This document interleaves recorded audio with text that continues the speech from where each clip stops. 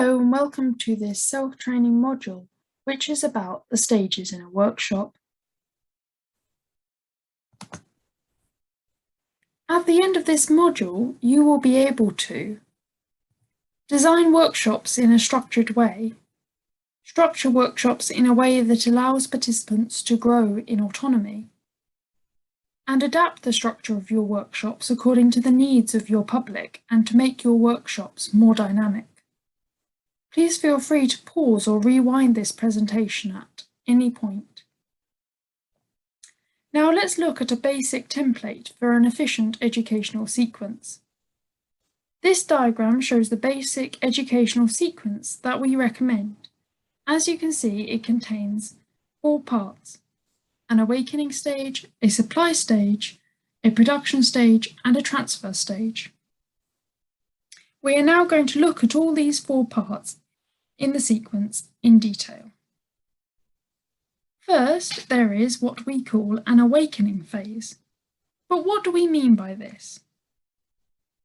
This is when we, as facilitators, try to understand what the participants' preconceptions are and the knowledge they already have on the subject, etc. New information never arrives on a blank canvas, and it will always be added to something that already exists. It is important that facilitators have a rough idea of the pre-existing knowledge of the workshop's participants so that they can adapt how they introduce the new knowledge. This stage can be significant for the learner too. Becoming aware of their own, sometimes unfounded, preconceptions can sometimes change everything for participants.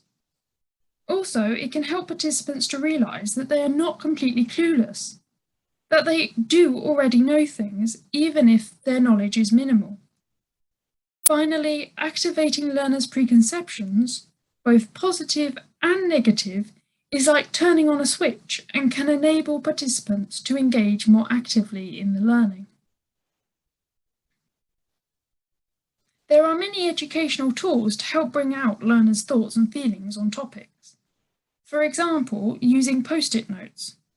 If you are running a workshop aiming to enable participants to be able to do a job search on the internet, you could, for example, ask learners to write down on a post-it note what a job search on the internet makes them think of. There could be some really positive things and some really negative things, but everything would be laid on the table. The idea in this stage is not necessarily to deconstruct all of these preconceptions. It is simply to bring them to the surface. You can then be aware of them and take them into account. If you wish to, you can pause the presentation here and think about alternative activities for the awakening stage of a workshop. Once you have finished your workshop's awakening activity, you can move on. After the awakening stage comes the supply stage. But what is this? The supply stage contains the activity which enables the learner to discover the new information, the new skills, and/or the new techniques. Traditionally, this phase contains a top-down transmission of knowledge from the teacher, who explains or shows the content to the learners, often in the form of a lecture.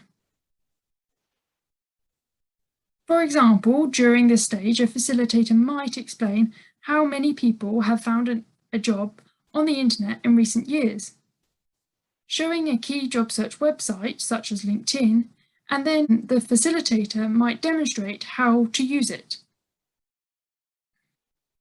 Participants might listen or take notes. However, this stage can also be interactive. It is really up to you. There are many ways of getting participants to discover and explore the new content for themselves, on their own or in small groups, sometimes in playful ways. Anything is possible. During this stage in the workshop, it is important to think about the educational triangle and your role as a facilitator, which we discuss in the module, My Role as a Facilitator. The main role of a facilitator is not to directly pass on their expertise to the participants, but to provide the best possible learning environment for participants to get to grips with the new knowledge themselves. Before we move on to the next stage, please pause the recording here and think about the alternative activities for the supply stage of a workshop if you wish. After the supply stage is the production phase. This stage is important because it gives the learners an opportunity to become autonomous and apply everything that they have seen, heard, and noted in the supply stage during a task you, their facilitator, will have given to them. For example, you, the facilitator, could ask them to carry out a job search for themselves on the job search website that you have just shown to them. During this activity, the participants can try things out for themselves and put their new knowledge or skills to the test, refining and correcting their understanding if necessary. The act of applying the knowledge will help participants to memorize it. If participants know how to do this activity, you may think, well, this is a sign they have understood, and therefore the educational sequence is over. But there is one more stage. Again, if you would like to pause the video here to consider alternative activities for the production stage, please do so now. The final stage is the transfer stage. The transfer stage aims to check whether the participants have really understood and to make sure that they can reuse their newly acquired skills or knowledge in a real context, outside of the workshop and in an autonomous way, without the presence of a facilitator. The ultimate goal of any workshop is, after all, that participants can repeat the task or reuse the knowledge and skills in an autonomous way, even if the context is different. This stage gives more meaning to participants' learning, as they can hopefully see how it is useful to them, which will in turn increase their motivation to learn. During this stage, you, the facilitator, could ask the participants to reflect on their own personal situation and go on to another job search website of their choice, which is appropriate for them, and do a job search. This phase can also be referred to as the self-reflection stage, because it is the time when the learner assesses what they have just learned and how it is transferable and reusable in everyday life. They will perhaps realise that because their new knowledge or skills are transferable, their learning is in fact broader than they had originally imagined. Finally, participants may reflect on their initial preconceptions and see how they have evolved, and by doing so, participants may become aware of how much they have learnt. Such a realisation contributes to the development of greater self-confidence, which is especially important for vulnerable groups. Please pause the video here again if you would like to think about alternative activities that you could organise as part of the transfer stage of your workshop. Now let's look at how to combine these stages. Each of the stages in the educational sequence feed into each other and flow seamlessly. For example, during the production phase, when the learners are doing the task, the learning may actually come as a response to one of the questions or preconceptions discussed during the awakening phase.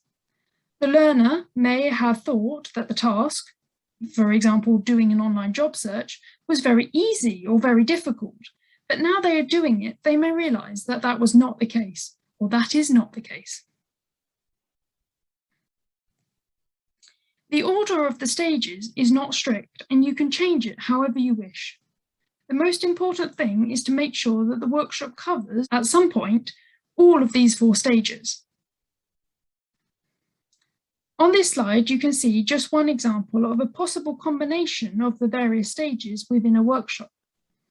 There is an awakening stage on theme A, followed by a supply stage on theme A, and then a production phase on theme A.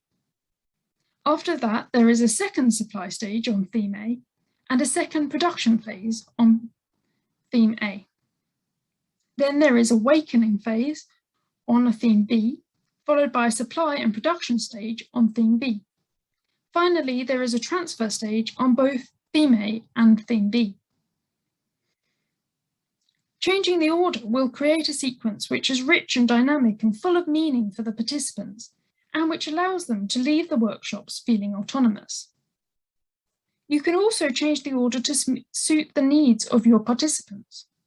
For example, instead of using 4 long stages, you could break down each stage into 2 shorter parts.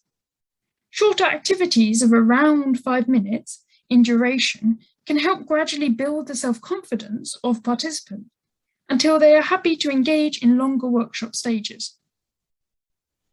Each short activity could be on a different theme, have different dynamics, for example, group work or individual work, or have different objectives. This variety can help you to engage all of your workshop participants. If you wish, you can pause the video here again and think about other ways of adapting the basic educational template to suit the needs of your target group. In short, what practical use is this educational sequence for you? Thinking in stages can allow you to design your workshop in a structured way. The basic sequence offers a simple template to organize practical activities in a chronological way. It also helps you to fulfill your role as a facilitator. Your role as a facilitator is to help and support participants in a gradual and dynamic way to build up their own knowledge, skills, and autonomy, taking into account their preconceptions.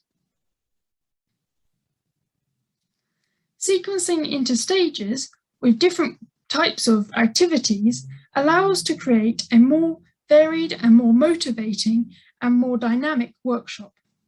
Combining and interweaving stages with different purposes avoids dullness. Production and transfer stages bring meaning to learning.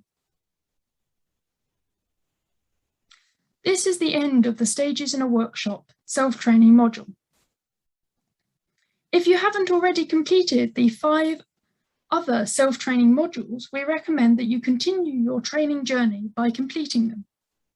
The modules include the Digital Traveller's Library of Resources, my role as a facilitator, and creating a positive learning environment, as well as working with vulnerable groups. If you have already completed the 6 training modules, you can extend the breadth and the depth of your knowledge by exploring our practical guidance section, which contains an FAQ and a do's and don'ts, as well as a workshop template which you can fill in, helping you to plan your workshops.